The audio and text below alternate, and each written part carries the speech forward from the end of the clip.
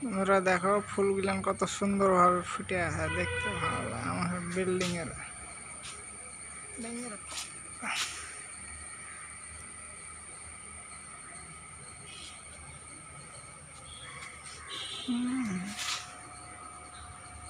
খুব সুন্দর ফুল লাগে না,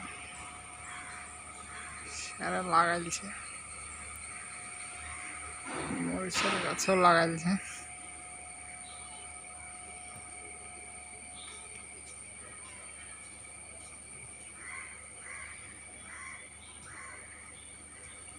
ঠোক